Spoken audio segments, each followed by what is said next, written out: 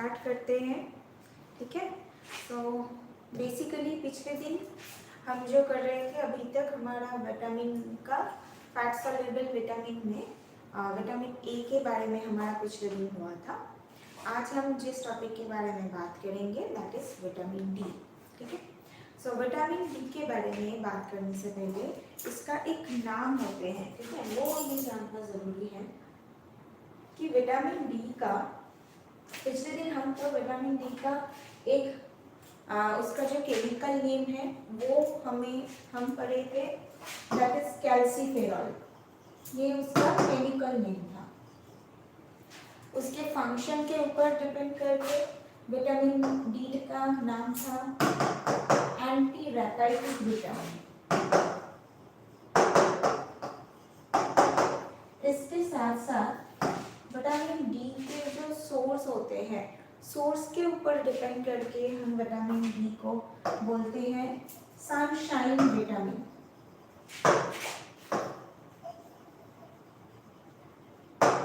ठीक है, क्योंकि हमारे बॉडी में जब विटामिन डी सिंथेसिस होते हैं तो वो सिर्फ और सिर्फ सनलाइट की वजह से होते हैं।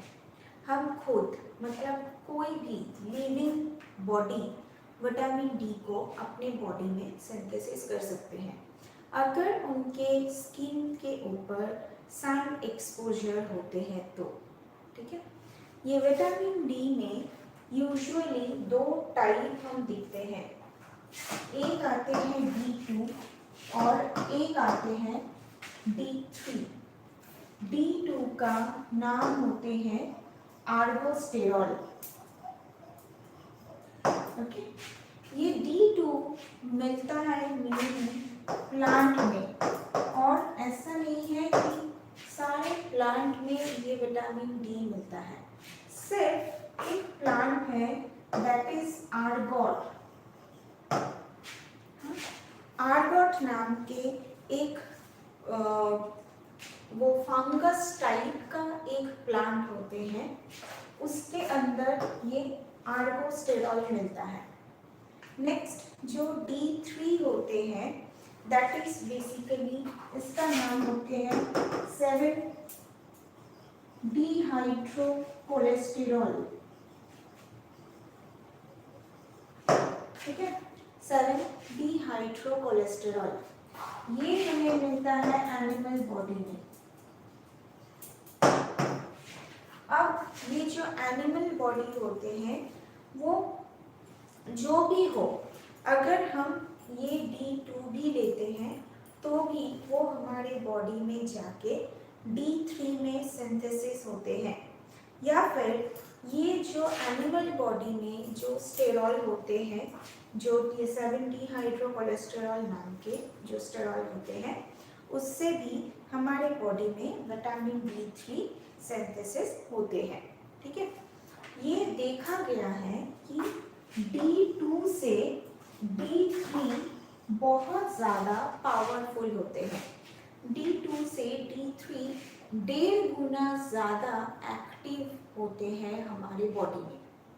क्यों होते हैं? क्योंकि हमारी बॉडी में जब विटामिन डी सिंथेसिस होते हैं तो वो होते हैं, मतलब वो स्टार्ट होते हैं इसी 7 डिहाइड्रोकोलेस्टेरॉल से, आर्गोस्टेरॉल से नहीं। ठीक है, अगर हमारे बॉडी में ये 7 डिहाइड्रोकोलेस्टेरॉल रहते हैं तो ही हमारे बॉडी में विटामिन डी सिंथेसिस हो सकते हैं। अब ये 7 डिहाइड्रोकोलेस्टेरॉल कहाँ से आते हैं?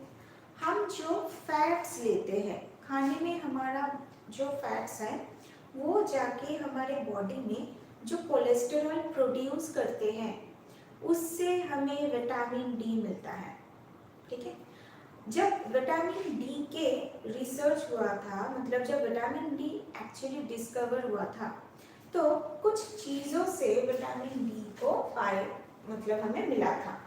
एक था कॉड फिश, जो कोल्ड वाटर फिश होते हैं, कॉड फिश के लीवर ऑयल में विटामिन ए भी था और विटामिन डी भी था।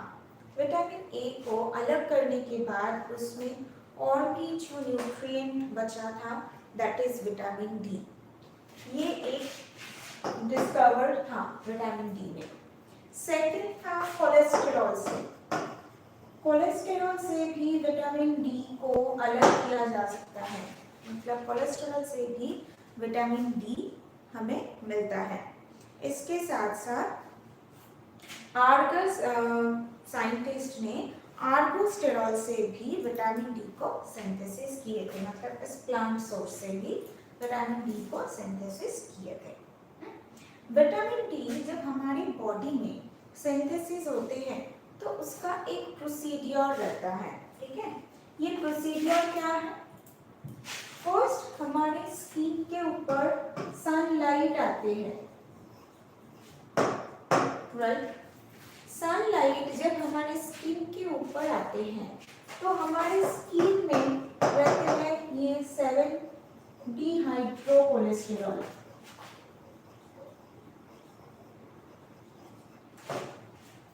डिहाइड्रोकोलेस्टेरॉल और सनलाइट दोनों एक साथ मिलके हमारे स्किन में बनाते हैं कोलेकैल्सिफेरॉल।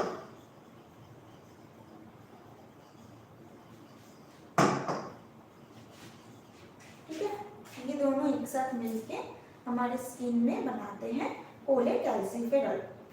ये कोलेकैल्सिफेरॉल फिर हमारे लीवर में आते हैं। लीवर में आने के बाद इसमें कुछ केमिकल रिएक्शन होते हैं जिसकी वजह से ये जो कोलेकैल्सिफेरॉल ये क्या है? कार्बन, बहुत सारे कार्बन तो ऐसे जुड़ा हुआ रहता है। तो ऐसे ही इस कार्बन के 25th पोजीशन पे, मतलब 25th नंबर कार्बन के साथ हाइड्रोक्सिलेशन होते हैं, मतलब हाइड्रोक्सिल ग्रुप जो है, ये हाइड्रोक्सिल ग्रुप, हाइड्रोक्सिल ग्रुप क्या है? OH। सो ऐसे 25th नंबर ऑफ कार्बन के साथ हाइड्रोक्सिलेशन होते हैं। हाइड्रोक्सिलेशन होने के बाद वो चला जाते हैं हमारे किडनी पे। यहाँ पे 25 पोजीशन पे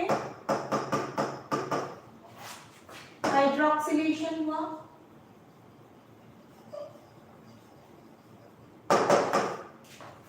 जब किडनी पे आते हैं तो 25 नंबर पोजीशन के साथ साथ नंबर 1 पोजीशन पे, मतलब पहला वाला कार्बन पे भी हाइड्रोक्सिलेशन होते हैं।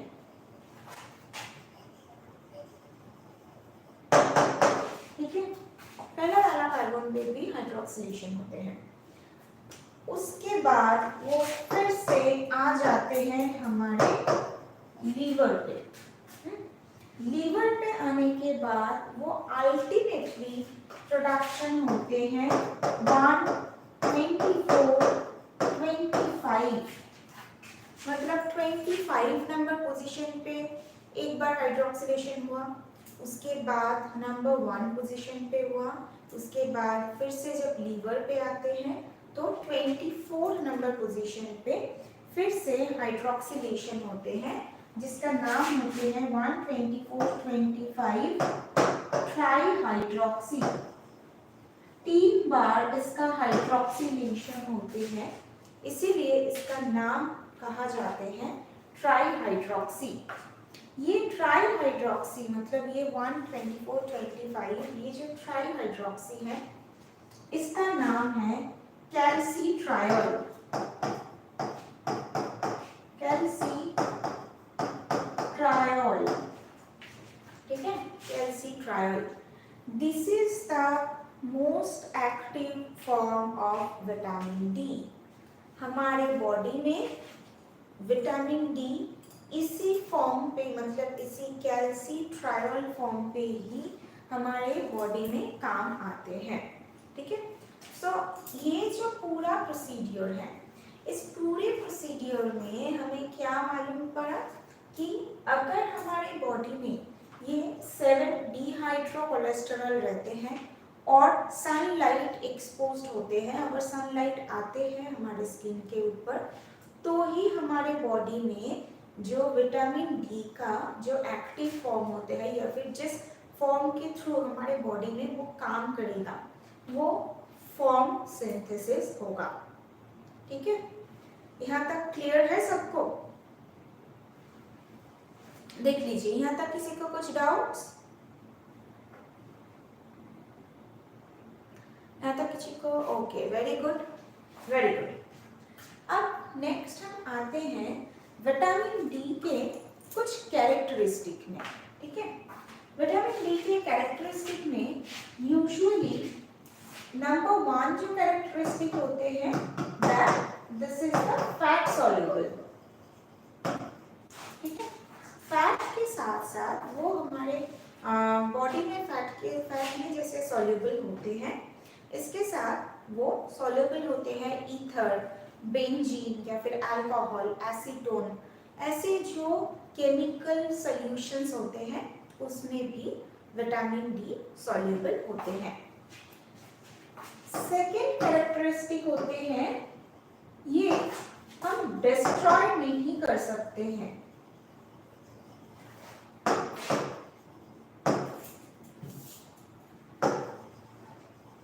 थ्रू हीट और ऑक्सीडेशन, अगर बहुत ज्यादा हीट देते हैं या फिर हमारे सेल के अंदर जो ऑक्सीडेशन होते हैं, मतलब सेल के अंदर ऑक्सीजन की मदद से जो काम होते हैं उसकी वजह से विटामिन डी डिस्ट्रॉय नहीं होते हैं। लेकिन हमारे डाइजेशन के टाइम कुछ amount of vitamin D destroy हो सकता है।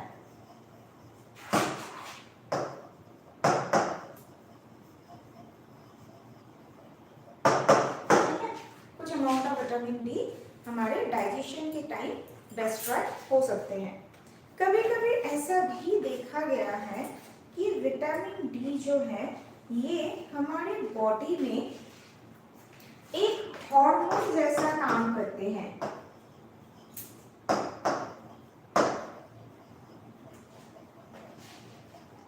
ठीक है, ये हमारे बॉडी में एक हार्मोन जैसा काम करते हैं क्योंकि हार्मोन के कुछ प्रॉपर्टी होते हैं, जैसे कि ये जो विटामिन है विटामिन डी ये हमें कोलेस्ट्रॉल से मिलता है।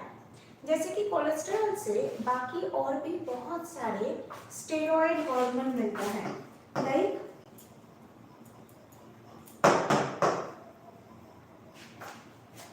स्टेरॉइड हार्मोन का नाम होते हैं ईस्ट्रोजन, प्रोजेस्टेरॉन। ये जो होते हैं ये सारे होते हैं स्टेरॉइड हार्मोन। तो ये स्टेरॉइड हार्मोन हमें कोलेस्ट्रॉल से मिलता है। सेम विटामिन डी भी हमें कोलेस्ट्रॉल से मिलता है। ये जो स्टेरॉइड हार्मोन होते हैं इस स्टेरॉइड हार्मोन के स्ट्रक्चर के साथ विटामिन डी का भी स्ट्रक्चर में कुछ सिमिलरिटीज रहते हैं। नेक्स्ट क्या होते हैं कि हार्मोन का जो फंक्शन होते हैं और विटामिन डी का जो फंक्शन होते हैं उसमें भी कुछ कुछ सिमिलरिटीज देखा जाते हैं। इसके साथ विटामिन डी हम जब फंक्शन पढ़ेंगे हम देखेंगे कि विटामिन डी हमारे calcium absorption, bone formation, calcium metabolism ये सारे प्रोसेस को रेगुलेट करते हैं। और विटामिन डी ये अकेला नहीं कर सकते हैं, along with 2 hormone vitamin D ये करते हैं। वो क्या हार्मोन है? पैराथाइरॉइड हार्मोन,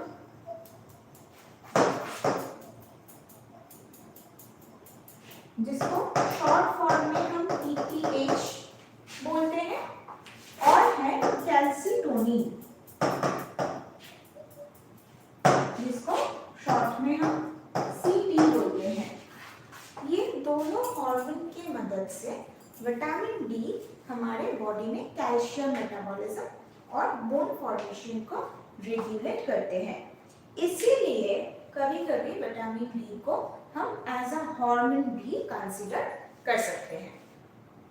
ठीक है, ये होते हैं विटामिन डी का कुछ बेसिक कैरेक्टरिस्टिक। ऑलराइट, यहाँ तक क्लियर?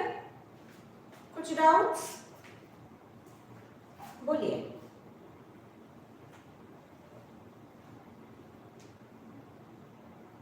ईथर भी एक केमिकल कंपाउंड होते हैं, मतलब क्या होते हैं वो मैं कैसे आपको समझाऊं। जैसे कि अल्कोहल, बेंजीन जैसे कि केमिकल होते हैं ना, सेम ईथर भी एक केमिकल कंपाउंड्स होते हैं।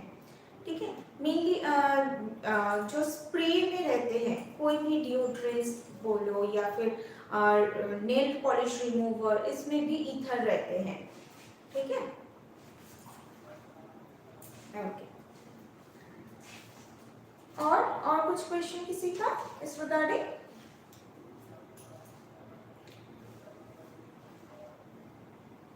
कौन सा बतावे? विटामिन 5,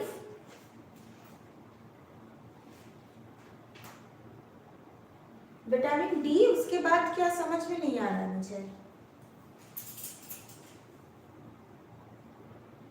विटामिन D25 आप चैट बॉक्स में एक बार लिखिए, तो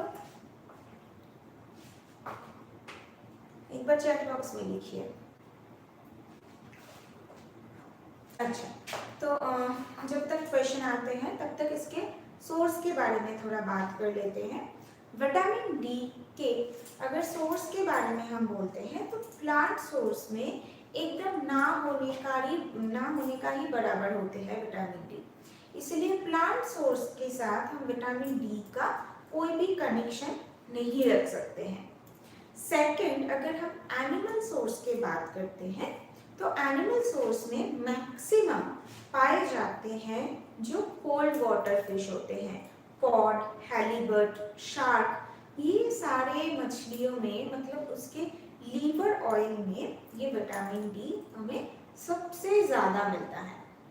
लेकिन हमारे जो vitamin D25OH, yes, that is known as the vitamin D3, जो कि एक्टिव फॉर्म होते हैं।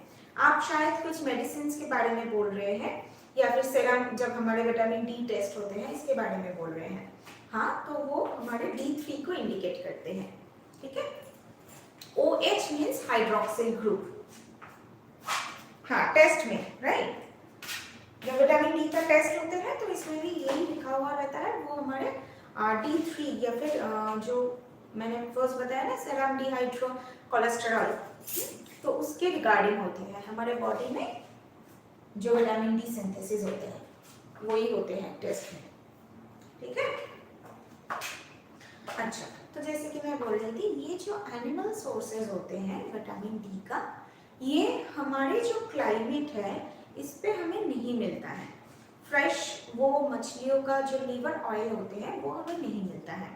इसीलिए हम अगर बाकी कुछ एनिमल फूड से विटामिन डी को लेना चाहते हैं तो वो भी अगेन बहुत मीडियम रेंज पे होते हैं। जैसे कि मक्खन हो या फिर घी, दूध, इसमें भी बहुत मीडियम रेंज पे विटामिन डी रहते हैं। इसीलिए विटामिन डी को हमारी बॉडी में सिंथेसिस करने का ही आसान तरीका होता है सनलाइट से एक्सपोज होना। हमारी स्किन के साथ जब भी सनलाइट से एक्सपोज होते हैं तो हमारे बॉडी में ये विटामिन डी सिंथेसिस हो सकता है। ठीक है, यहाँ तक हो गया हमारा विटामिन डी का कुछ सोर्सेस एंड इसके कैरेक्टरिस्टिक। इसके बाद नेक्स्ट जो चीज के बारे में हम जानेंगे that is the function of vitamin D. Vitamin D के फंक्शंस के बारे में जब हम बात करते हैं तो इसका एक फंक्शन जो कि हम सभी को ऑलमोस्ट पता है, दैट इज इसके जो फंक्शंस जो कि हमें सभी को ऑलमोस्ट पता है वो क्या है कि हमारे बॉडी में एक्चुअली क्या होते हैं कि बोन को स्ट्रेंथन करने के लिए, हमारे हड्डियों को मजबूत करने के लिए विटामिन डी का जरूरत पड़ता है। ठीक है, जैसे कि अगर हम बोलते हैं कि हमारे कैल्शियम को एब्जॉर्ब करना है। बोन्स को स्ट्रेंथन करने के लिए सिर्फ कैल्शियम एब्जॉर्प्शन ही काफ़ी नहीं होते हैं। बोन्स को स्ट्रेंथन करने के लिए बहुत इंपॉर्टेंट होते हैं कैल्शियम के साथ साथ फॉस्फोरस का भी एब्जॉर्प्शन।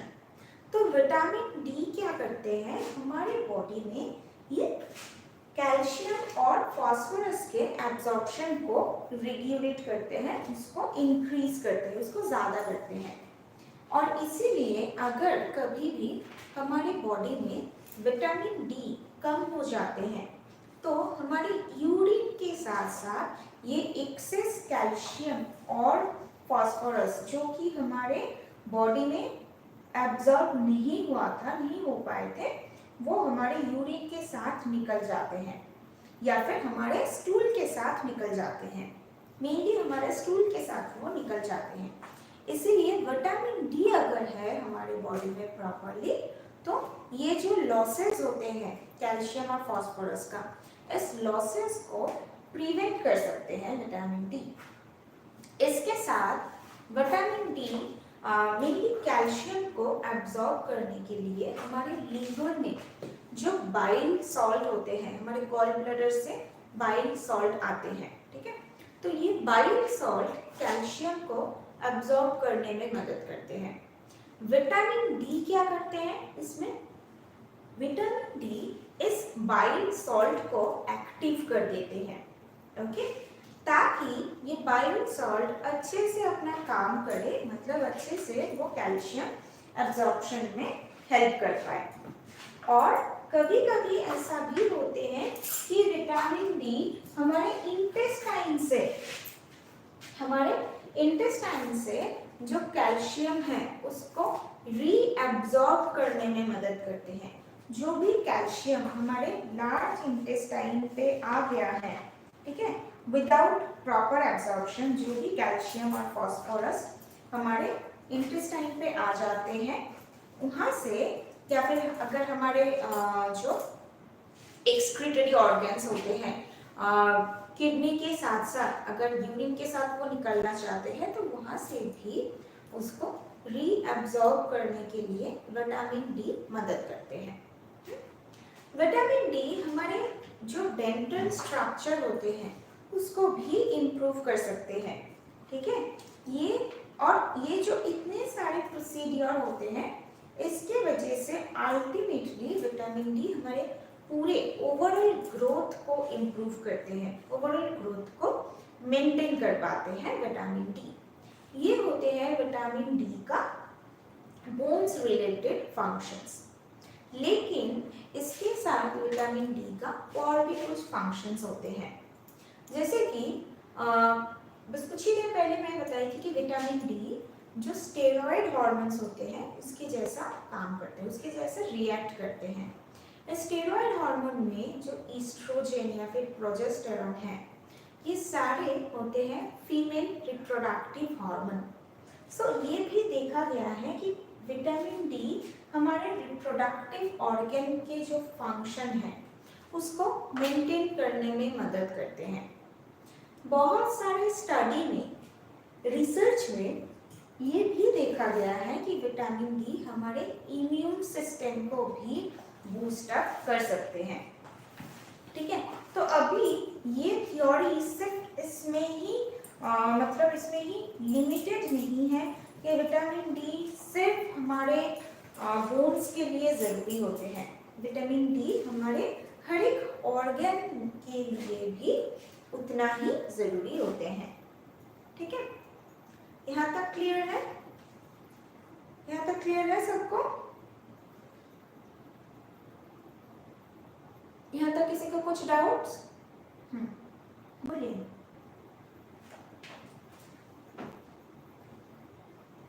बाइल सॉल्ट के बारे में बताती हूँ। अच्छा, और एक क्वेश्चन क्या है बताइए।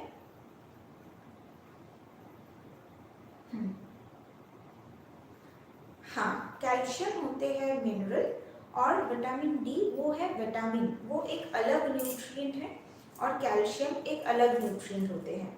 विटामिन डी की मदद से हमारे बॉडी में हमारे बोन्स पे कैल्शियम स्टोर होते हैं जो कि एक मिनरल है। जब हमारे बोन्स पे कैल्शियम स्टोर होगा तभी हमारे बोन्स स्ट्रेंथ मिलेगा हमारे बोन्स को, ठीक है। और बाइल सॉल्ट जो होते हैं वो हमारे गॉल ब्लैडर में रहते हैं, हमारे गॉल ब्लैडर में, जिसको हम पित्त कहते हैं। तो बाइल सॉल्ट होते हैं वही पित्त का एक इंग्रेडिएंट होते हैं ये बाइल सॉल्ट। जब हम लीवर पढ़ेंगे हम देखेंगे कि हमारे बॉडी में 2 टाइप के बाइल सॉल्ट होते हैं। अभी तक हमें जो जानना है कि ये बाइल सॉल्ट हमें विटामिन डी को, मतलब विटामिन डी मेनली इस बाइल सॉल्ट को एक्टिव करते हैं, क्योंकि हमारे लीवर में ही विटामिन डी का अल्टीमेट सिंथेसिस होते हैं और हमारे लीवर में ही इस बाइल सॉल्ट भी रहते हैं। इसीलिए विटामिन डी सिंथेसिस होने के बाद वो हमारे लीवर में जो बाइल सॉल्ट है उसको एक्टिव करते हैं। उसके बाद ये बाइल सॉल्ट हमारे गॉल ब्लैडर के थ्रू, गॉल ब्लैडर के जो नाली होते हैं उस ट्रैक्ट के थ्रू जब हमारे हमारे स्मॉल इंटेस्टाइन पे आते हैं वहाँ से कैल्शियम को एब्जॉर्ब करते हैं, क्योंकि हमारे खाने में जो कैल्शियम, जो फॉस्फोरस हमें मिला है वो तो सारे इसी स्मॉल इंटेस्टाइन पे है।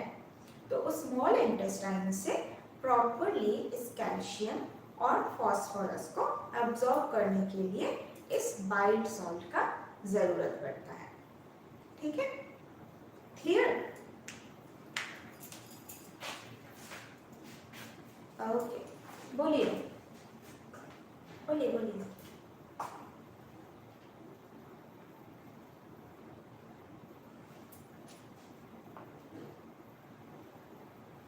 नहीं, प्लांट से हमें विटामिन डी बिल्कुल भी ज़्यादा नहीं मिलता है, बहुत ही कम। इसीलिए हम उसको, मतलब प्लांट सोर्स को हम कभी भी विटामिन डी के सोर्स के अंदर नहीं रख सकते हैं। कुछ खाने में, मतलब कुछ प्लांट सोर्स में विटामिन डी मिलता है, जैसे कि स्पिनच या फिर कैबेज, हाँ, या फिर कॉर्न, हाँ, मेज में कुछ बहुत ही नेग्लिजिबल अमाउंट, बहुत ही नेग्लिजिबल, वो ना होने का ही बराबर होते हैं। इसीलिए प्लांट सोर्स से हमें विटामिन डी नहीं मिलता है। एनिमल सोर्स की अगर बात हम करते हैं तो उसमें भी बहुत ज़्यादा अमाउंट में हमें नहीं मिलता है। एक यॉक में हमें थोड़ा सा विटामिन डी मिलता है, वो भी बहुत थोड़ा सा। हमें दूध से थोड़ा सा विटामिन डी मिलता है, ठीक है। हमें जो बटर से थोड़ा विटामिन डी मिलता है, लेकिन दूध में बहुत ही कम होते हैं। एग यॉक कंपैरेटिवली बटर और एग यॉक में थोड़ा ज़्यादा मिलता है, लेकिन वो ज़्यादा नहीं है एक्चुअली। अगर हम कंपेयर करें एनिमल फूड में, तो एनिमल फूड में सबसे ज़्यादा मिलता है एग यॉक और बटर में, लेकिन वो भी बहुत कम मात्रा में होते हैं। मतलब अगर हम 100 ग्राम की बात करते हैं, यूजुअली हम 100 ग्राम एग यॉक नहीं खा सकते हैं, हम 100 ग्राम मक्खन भी नहीं ले सकते हैं। तो 100 ग्राम में हमें 25 इंटरनेशनल यूनिट का विटामिन डी मिलता है बटर से। 25 इंटरनेशनल यूनिट मतलब वो बहुत कम है, बहुत कम। माइक्रोग्राम पे वो आपके पॉइंट में आ जाएगा, तो माइक्रोग्राम पे ही अगर पॉइंट पे आते हैं तो आप सोचिए आपको कितना कम मिल रहा है 100 ग्राम से। इसीलिए प्लांट सोर्स पे तो नहीं होते हैं, एनिमल सोर्स पे भी जितना होते हैं वो भी हमारे रिक्वायरमेंट के हिसाब से बराबर नहीं होते हैं, ठीक है। यस, अगर हम हमारे डेली रिक्वायरमेंट की बात करते हैं ना विटामिन डी का, तो विटामिन डी का बहुत ज़्यादा रिक्वायरमेंट हमें नहीं लगता है। हाँ, एकदम इन्फेंट स्टेज पे, इन्फेंट में मीन्स एकदम आफ्टर डिलीवरी से हम 3 साल तक बच्चों को इन्फेंट बोल सकते हैं। तो इन्फेंट स्टेज में सिर्फ 7.5 microgram per day vitamin D की जरूरत होती है। उसके बाद चाइल्डहुड स्टेज पे विटामिन डी का रिक्वायरमेंट कम हो जाते हैं, वो होते हैं सिर्फ 1.5 माइक्रोग्राम पर डे, ठीक है। सिर्फ 1.5 माइक्रोग्राम पर डे, इतना ही कम होते हैं। फिर जब 19 इयर्स के मतलब एडल्ट स्टेज आते हैं, सो 19 से 24 इयर्स में विटामिन डी का रिक्वायरमेंट होते हैं 10 माइक्रोग्राम पर डे। उसके ऊपर मतलब 25 इयर्स के बाद वो रिक्वायरमेंट कम होके हो जाते हैं सिर्फ 5 माइक्रोग्राम पर डे। और यही लाइफ लॉन्ग तक चलता है। मेल फीमेल सभी के लिए ये रिक्वायरमेंट सेम होते हैं। नेक्स्ट फिर से रिक्वायरमेंट इंक्रीज होते हैं प्रेगनेंसी और लैक्टेशन में। प्रेगनेंसी और लैक्टेशन में फिर से रिक्वायरमेंट थोड़ा बढ़ जाते हैं, that is 10 microgram per day. Okay, ऐसा ही रिक्वायरमेंट हमारे पूरे दिन में रहते हैं विटामिन डी का, जो कि बहुत बहुत कम होते हैं। ऑलराइट, क्लियर है ये? नेक्स्ट, हाँ,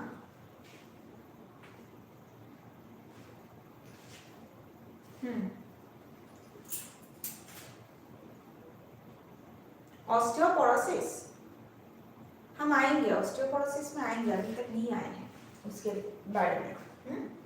यहाँ तक सबको क्लियर है? फिर हम डेफिशिएंसी के बात करेंगे विटामिन डी का। अच्छा, विटामिन डी में जब डेफिशिएंसी होते हैं तो ये यूजुअली दोनों स्टेज पे देखा जाते हैं। एक चाइल्डहुड स्टेज पे देखा जाते हैं डेफिशिएंसी, और एक देखा जाते हैं एडल्टहुड स्टेज पे। ठीक है, एक चाइल्डहुड स्टेज पे और एक एडल्टहुड स्टेज पे। चाइल्डहुड स्टेज पे विटामिन डी के डेफिशिएंसी के वजह से होता है रिकेट,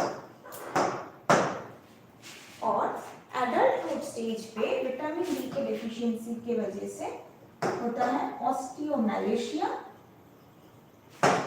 और ओल्ड एज में होते हैं ऑस्टियोपोरोसिस।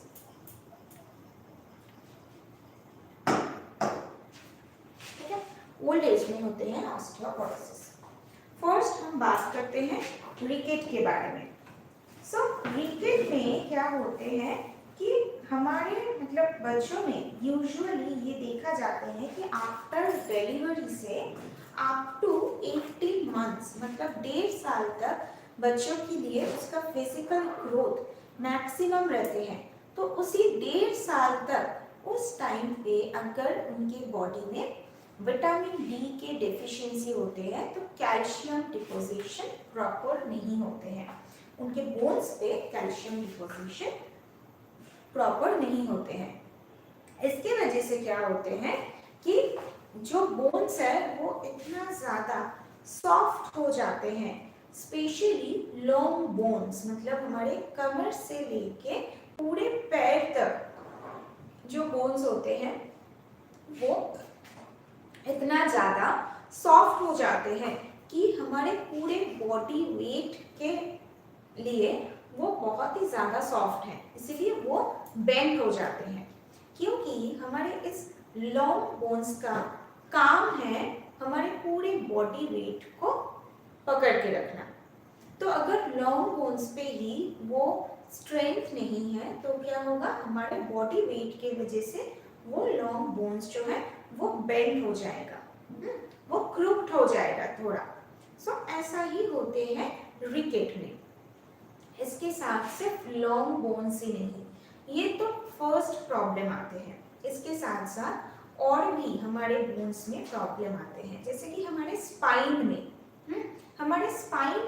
स्पाइन भी सॉफ्ट हो जाते हैं, धीरे धीरे हमारे स्पाइन भी सॉफ्ट हो जाते हैं, और हम ऐसे सीधा बैठने का भी हमारा मतलब वो स्ट्रेंथ नहीं रहता है। ऑलवेज हमें किसी चीज़ के साथ लीन करके बैठना पड़ता है, या फिर जो बच्चों को होते हैं उसको ऐसे ही लीन करके बैठना पड़ता है। उनके रिब्स में भी चेंजेस आते हैं। रिब्स में ये जो रिब्स होते हैं तो दिखने में ऐसा लगता है कि ये होते हैं वो सामने की तरफ मतलब आगे की तरफ थोड़ा आ जाते हैं, ठीक है, वो आगे आ जाते हैं। जैसे कि पिजन का होता है, पिजन के अगर हम ब्रेस्ट देखते हैं तो पिजन का ब्रेस्ट कैसा होता है, अगर ये हम पिजन का ब्रेस्ट देखते हैं तो उनका ब्रेस्ट ऐसा आगे की तरफ होते हैं।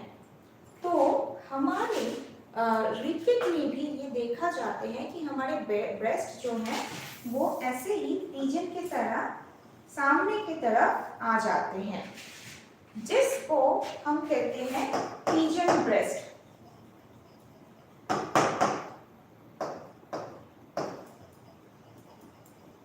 पिजन जैसा वो ब्रेस्ट हो जाते हैं, इसीलिए उसको कहा जाते हैं पिजन ब्रेस्ट। और सिर्फ जब ये पूरा चेस्ट एरिया जब आगे की तरफ आ जाते हैं तो ऑटोमेटिकली पीछे वाला जो पोर्शन है हमारे स्पाइन वो भी ऐसे ही हो जाते हैं, वो भी थोड़ा बेंड हो जाते हैं, ठीक है। तो उस टाइम पे बच्चों को ठीक से बैठने में या फिर सोने में सब कुछ में प्रॉब्लम आते हैं। सिर्फ उनके पैर या फिर ब्रेस्ट का या फिर स्पाइन का हड्डियों नहीं, इसके साथ साथ हैंड्स के भी हड्डियों में प्रॉब्लम आते हैं। हैंड्स भी, उसका भी जो बोन्स होते हैं वो भी बेंड हो जाते हैं, उसका भी स्ट्रक्चर नॉर्मल नहीं रहता है, ठीक है। इसके साथ और एक प्रॉब्लम देखा जाते हैं कि रिब्स में ना ऐसे छोटे छोटे करके एकदम रोज की तरह ऐसे छोटे छोटे कुछ हड्डियां लगता है, जो हड्डियां होते हैं वो कैल्शियम डिपोजिशन नहीं हो रहा है, इसकी वजह से एक एक जगह पे वो हड्डियां ऐसे सॉलिड हो जाती हैं, जो कि दिखने में, बाहर से दिखने में वो छोटे छोटे रोज की तरह लगता है। इसीलिए इस प्रॉब्लम को कहा जाते हैं रिकेट रोजरी, रोज के जैसा होता है इसीलिए इसका नाम होते हैं रिकेट रोजरी। ऐसे कुछ प्रॉब्लम देखा जाते हैं, ओके, रिकेट में। अब ये रिकेट होता है क्यों? यूजुअली ये देखा गया है कि ड्यूरिंग प्रेगनेंसी अगर माँ के डाइट में बहुत ज़्यादा कैल्शियम, फास्फोरस और विटामिन डी का डेफिशिएंसी है तो ऑटोमेटिकली वो कि हमारे बच्चों के ऊपर उसका जो इफेक्ट वो आएगा, ठीक है, फीटस के ऊपर वो इफेक्ट आएगा। इसके साथ अगर फीटस जो है वो अगर प्री टर्म बेबी होते हैं, मतलब नॉर्मल डिलीवरी डेट के पहले ही, बहुत पहले ही अगर उसका डिलीवरी होते हैं ना, कुछ बच्चे उनका कॉम्प्लिकेशंस के वजह से 7 महीना या फिर 7.5 या फिर 6 महीना में भी किसी बच्चे का डिलीवरी हो जाते हैं, तो उस टाइम पे भी उसका एक एक्सेसिव डेफिशिएंसी होते हैं, बाकी बहुत सारे न्यूट्रिएंट का डेफिशिएंसी होते हैं, इसके साथ साथ ये विटामिन और मिनरल्स का भी डेफिशिएंसी होते हैं। आफ्टर डिलीवरी भी अगर जब बच्चे ब्रेस्ट फीड कर रहे हैं, सिर्फ मदर्स मिल्क ले रहे हैं, उस टाइम पे भी अगर माँ के मतलब लैक्टेटिंग मदर के डाइट अगर प्रॉपर नहीं है, उसमें भी प्रॉपरली कैल्शियम, विटामिन डी ये सब नहीं है, या फिर अगर ऐसा कुछ प्रॉब्लम जिसके वजह से माँ के बॉडी में कैल्शियम या फिर विटामिन डी प्रॉपरली एब्जॉर्ब नहीं हो रहा है, तो उस टाइम पे भी बच्चों को रिकेट हो सकता है, ठीक है। क्लियर है ये? यहाँ तक क्लियर? रिकेट के बारे में क्लियर है सबको? किसी को कुछ doubts? Okay, very good, okay good. तो ये हो गया चाइल्डहुड प्रॉब्लम। अब एडल्टहुड में प्रॉब्लम क्या आते हैं? एडल्टहुड में प्राइमरी प्रॉब्लम जो आते हैं that is osteomalacia. Okay, very good. Osteomalacia में ये जो ऑस्टियो है, ऑस्टियो का मतलब होते हैं बोन्स, ठीक है। ऑस्टियोमैलेशिया में क्या होते हैं कि हमारे हड्डियां बहुत ज्यादा वीक हो जाते हैं, बहुत दिनों से अगर कैल्शियम, विटामिन डी, फास्फोरस ये सारे न्यूट्रिएंट्स का डेफिशिएंसी है, तो एक टाइम के बाद हमारे हड्डियां वीक हो जाते हैं। वीक हो जाने के वजह से उस पे पेन होते हैं, उस पे जलन जैसा फील होते हैं, वो इन्फ्लेमेशन हो जाते हैं, वहाँ पे ऐसा प्रॉब्लम हमें दिखता है। ठीक है, यूजुअली ये जो एडल्टहुड का जो प्रॉब्लम है ये मेल से भी ज़्यादा कॉमनली देखा जाते हैं फीमेल में। क्यों ये फीमेल में ज़्यादा देखा जाते हैं?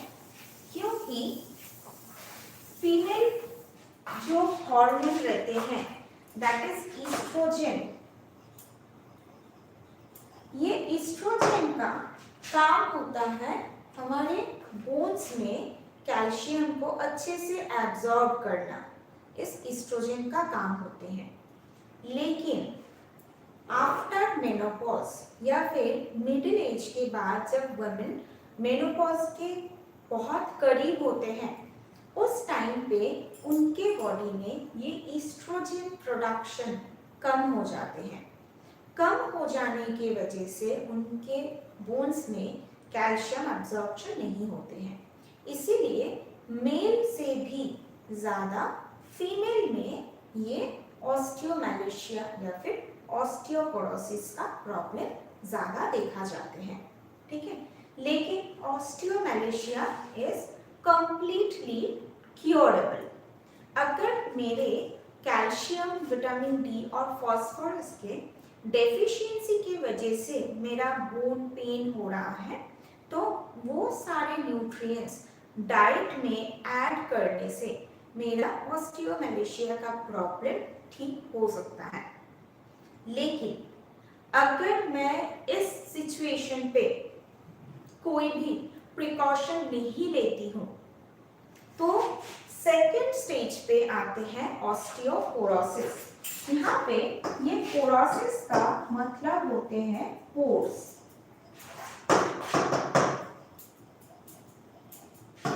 पोर्स मीन्स होल, ठीक है, होल्स। सो ऑस्टियोपोरोसिस मीन्स जब हमारे हड्डियों में बहुत ज्यादा होल्स हो जाते हैं, पोर्स हो जाते हैं बहुत ज्यादा, उस सिचुएशन को कहा जाते हैं ऑस्टियोपोरोसिस। ये यूजुअली ओल्ड एज में ज़्यादा देखा जाते हैं क्योंकि इतने दिनों से उनका ये सारे न्यूट्रिएंट के डेफिशिएंसीज को कवर अप नहीं किया गया है, इसी वजह से ओल्ड एज में आके उनके ऑस्टियोपोरोसिस होते हैं। इसमें प्रॉब्लम क्या होते हैं? पेन तो होता ही है, बहुत सीवियर पेन होते हैं, लेकिन सबसे डिफिकल्ट जो होते हैं कि इस सिचुएशन पे हमारे हड्डियां इतना ज़्यादा वीक हो जाते हैं कि वो फ्रैक्चर प्रोन हो जाते हैं। अगर थोड़ा सा भी कहीं पर चोट आ जाए या फिर अगर हम गिर जाते हैं, थोड़ा सा भी अगर चोट आते हैं तो तुरंत हमारे हड्डियां टूटने का चांसेस बढ़ जाते हैं। क्योंकि ऑस्टियोपोरोसिस में क्या होता है, ऑस्टियोपोरोसिस में हमारे ये जो बोन्स हैं, बोन्स के बीच में ये जो गैप होते हैं, ये गैप धीरे धीरे बढ़ने लगता है। ठीक है, जितना गैप बढ़ेगा मतलब उस जगह पे, उस गैप पे कोई भी न्यूट्रिएंट नहीं है। धीरे धीरे ये ऑस्टियोपोरोसिस में ये गैप बढ़ जाते हैं, ठीक है, बढ़ जाते हैं और कैल्शियम मतलब बोन्स का मेजर स्ट्रेंथ जहाँ पे रहते हैं वो बहुत ही कम हो जाते हैं, इसीलिए वो बहुत इजीली टूटने का चांस बहुत इजी हो जाते हैं। और जैसे कि ये गैप बढ़ गया, बोन्स पे कोई भी स्ट्रेंथ नहीं है, तो हमारे बॉडी का जो इंटायर वेट होते हैं वो कैरी करने का क्षमता हमारे बोन्स पे नहीं रहता है, इसीलिए हम आगे की तरफ झुक जाते हैं।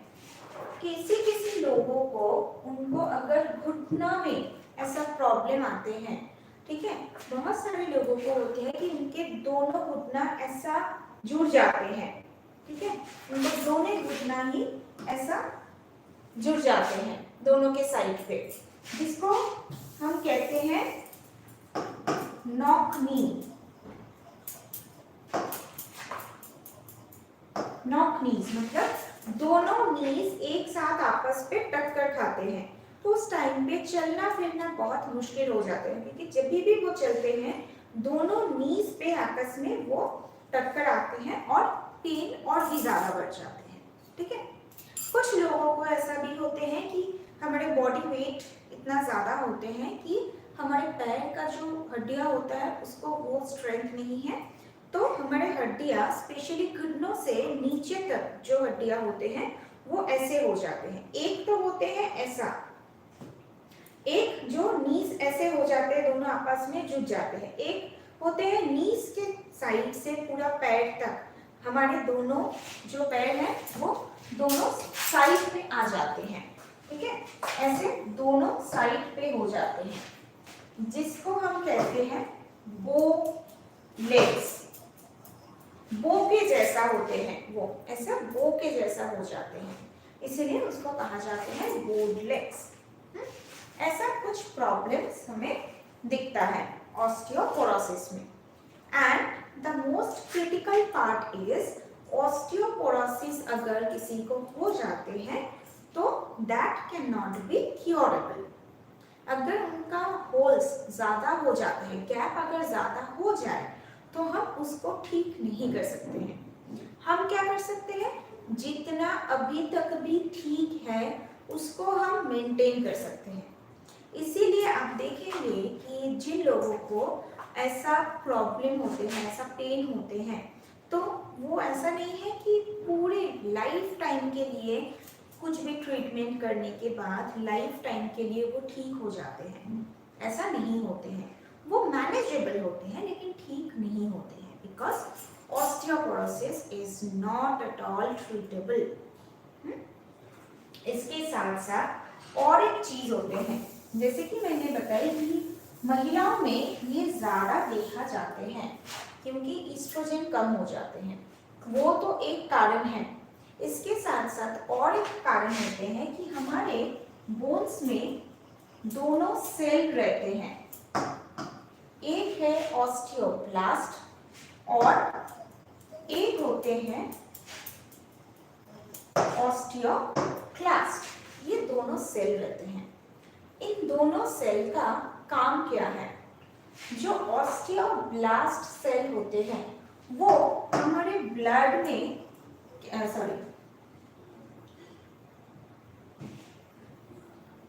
ऑस्टियोब्लास्ट जो सेल होते हैं वो हमारे बोन्स में कैल्शियम को एब्जॉर्ब करने में मदद करते हैं।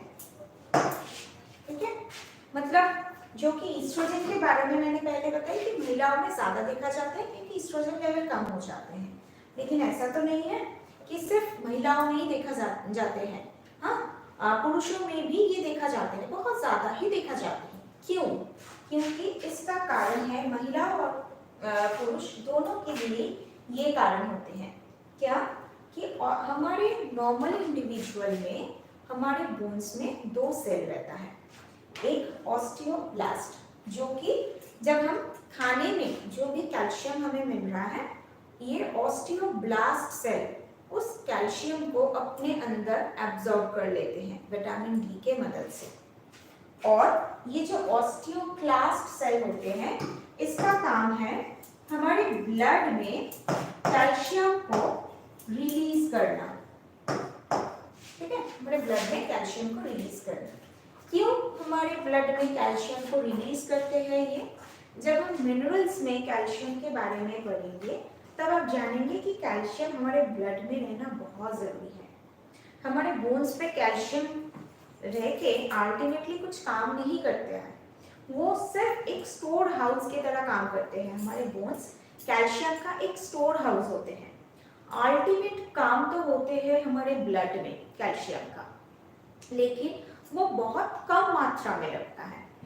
हमारे ब्लड में 1% भी अगर कैल्शियम रहता है, मतलब हमारे पूरे बॉडी में जितना कैल्शियम है उसमें से अगर 1% भी हमारे ब्लड में रहते हैं तो हमारा काम हो जाएगा। इसीलिए हमारे बोन्स 99% तक कैल्शियम को अपने अंदर स्टोर करके रखते हैं। और हमारे बोन्स में ये ऑस्टियोब्लास्ट सेल का जो नंबर होते हैं वो थोड़ा ज़्यादा होते हैं क्योंकि ज़्यादा से ज़्यादा कैल्शियम स्टोर करना है। और ये ऑस्टियोक्लास्ट का नंबर, ऑस्टियोक्लास्ट सेल का नंबर कम होते हैं क्योंकि ज्यादा कैल्शियम ब्लड में रिलीज करने का कोई मतलब नहीं। ओके, प्रॉब्लम तब होते हैं जब हमारे ये ऑस्टियोब्लास्ट सेल का नंबर कम हो जाते हैं।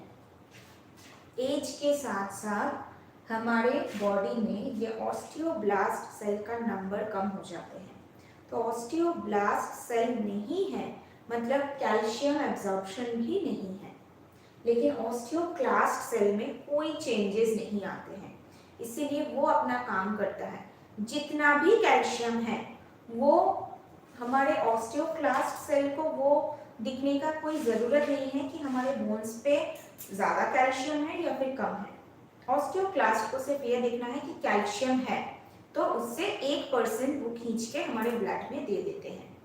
इसी वजह से अगर हमारे ब्लड में, अगर हमारे डाइट में कैल्शियम, विटामिन डी प्रॉपर नहीं होते हैं तो धीरे धीरे एज के साथ साथ हमारे ये जो गैप होते हैं कैल्शियम डेफिशिएंसी की वजह से या फिर विटामिन डेफिशिएंसी की वजह से वो बढ़ जाते हैं और हमारे और भी ज़्यादा दिक्कत आते हैं।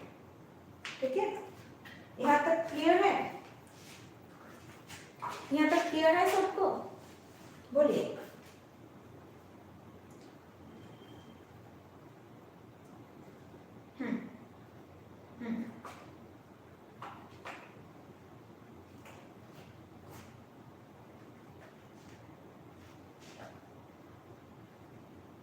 बोन डेंसिटी पैरामीटर के लिए एक चेकअप होते हैं। ठीक है, बोन डेंसिटी पैरामीटर के लिए जो चेकअप होते हैं that is bone mineral density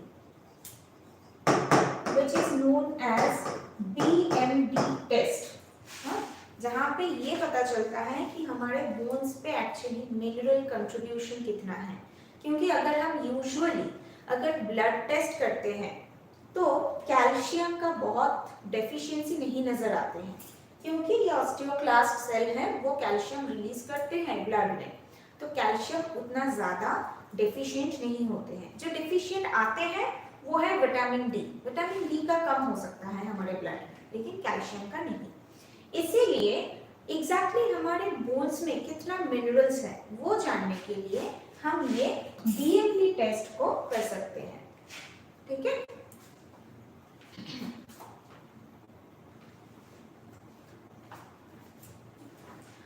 as such difference उतना खास कुछ नहीं होते हैं, दोनों का ही चीजें सेम ही होते हैं, मतलब दोनों ही हमारे बोन्स में मिनरल डेंसिटी को ही बताते हैं।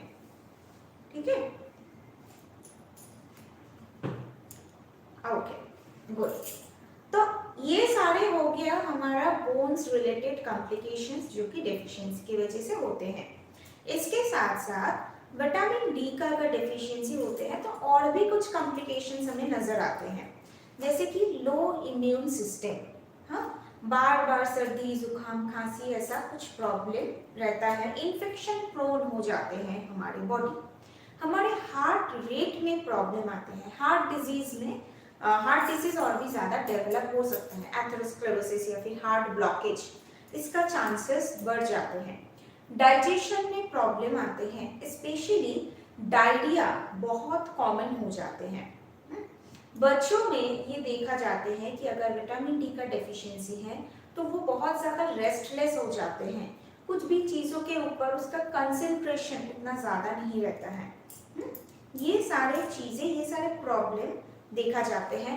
डेंटल स्ट्रक्चर जो है वो ठीक से डेवलप नहीं होते हैं, लूज टूथ का प्रॉब्लम ज़्यादा होते हैं, ऐसा प्रॉब्लम देखा जाते हैं अगर विटामिन डी के डेफिशिएंसी हो तो। ठीक है, अब नेक्स्ट हम जो देखेंगे वो है टॉक्सिसिटी या फिर एक्सेस अगर विटामिन डी हो जाते हैं। सो एक्सेस जैसे कि विटामिन डी एक तो हमें बहुत कम मात्रा में मिलता है, तो एक्सेस होने का चांसेस नहीं रहता है, बिल्कुल भी नहीं रहता है। एक्सेस कब होते हैं? जब हम बहुत महीनों तक एक विटामिन डी का मेडिसिन लेते हैं, क्योंकि पिछले दिन भी मैं बता रही थी कि विटामिन डी का अगर सप्लीमेंटेशन हम लेते हैं, अगर किसी को डेफिशिएंसी है तो इसीलिए सेफ साइड इज कि जब भी हम विटामिन डी का कोई सप्लीमेंट या फिर मेडिसिन लेंगे तो उसके पहले हमें ब्लड टेस्ट करवाना ज़रूरी है। अगर हम देखते हैं कि हाँ मेरा विटामिन डी कम है तो ही मुझे वो मेडिसिन लेना चाहिए। अब ये मेडिसिन का भी एक प्रॉपर डोजेज रहता है जो कि हफ्ते में सिर्फ एक बार और 2 महीना या फिर 3 महीना मैक्सिमम। अगर कुछ लोग उससे ज़्यादा यूज़ करते हैं या फिर बहुत ज़्यादा डोज का मेडिसिन लेते हैं तो उनके लिए टॉक्सिसिटी का चांसेस रहता है। टॉक्सिसिटी में क्या होते हैं कि नॉर्मली जैसा सर दर्द होना, loss of appetite, weight loss, बहुत ज़्यादा फैटिक, वीकनेस, वो नींद का एक डिजीनेस होते हैं, पूरे दिन में वो डिजीनेस रहता है, वो सारे कॉम्प्लिकेशंस देखा जाते हैं अगर विटामिन डी का टॉक्सिसिटी है तो। ठीक है, यही है, मतलब यही तक ही है हमारा विटामिन डी का टॉपिक, जो कि हमें अल्टीमेटली ये इंफॉर्मेशन देता है कि अगर हम अच्छे से सनलाइट से एक्सपोज होते हैं, और एक बात कि सनलाइट से एक्सपोज होना मतलब बहुत तेज धूप पे खड़े रहना नहीं, क्योंकि जितना दिन बढ़ता है, धूप जितना ज़्यादा होता है उस पर अल्ट्रा वायलेट रे भी बहुत ज़्यादा होता है, जो कि हमारे स्किन के लिए हानिकारक होते हैं, स्किन कैंसर भी हो सकता है। इसलिए मॉर्निंग का जो धूप होते हैं या फिर सन डाउन के टाइम पे जो धूप होते हैं, उस टाइम पे अगर हम अच्छे से हमारे स्किन में सन रेज को एब्जॉर्ब करते हैं, उसको एक्सपोज करते हैं सन रेज के साथ हमारे स्किन को, तो विटामिन डी का डेफिशिएंसी होने का चांस कम हो जाते हैं। ठीक है, क्लियर? यहाँ तक क्लियर सबको विटामिन डी के बारे में? किसी का कुछ डाउट?